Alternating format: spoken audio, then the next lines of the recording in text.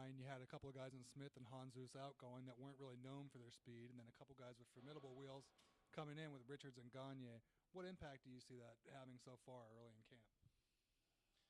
Well, I think when you add players like Richards and Gagne, you're talking about world-class players, and not to say anything about Jesus. Michael Jesus and Ryan Smith are great players, and I'm going to miss both of them. I'm going to really miss Jesus in his leadership role in the off-ice part of it. I think he was tremendous. He's one of the best I've ever seen. But bringing in the players that we have, again, these guys are great players in all situations. They play that high-end game. They've been winners whenever they've been. Mike Richards, take a look at his resume. My goodness, he's won everywhere. Latest being with in the Olympics, winning the gold medal with Canada, and I think he was one of the premier players for Canada. So it's a great player. It's a great attitude. It's a great presence that he brings to the locker room, and I think it's going to be very exciting for fans to be able to see the depth that we have and the players that we've added. Of course, now we're on the eve of the first preseason game, and it looks like Doughty will not be in the lineup. Is there any kind of hidden benefit to that now you get a lot of responsibility and minutes to distribute to other guys during the scrimmages, preseason games?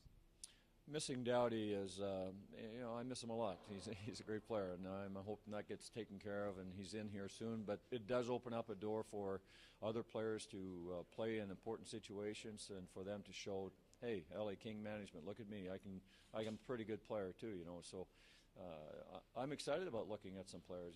Particular Hickey, Voinov, a couple of young guys, Muzzin, who had again a good year down in Manchester.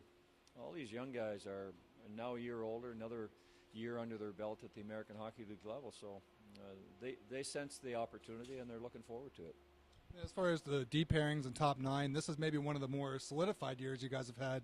There's not a lot up in the air, but what interesting battles are you seeing develop, maybe for fourth line spots or just a roster spot in general here?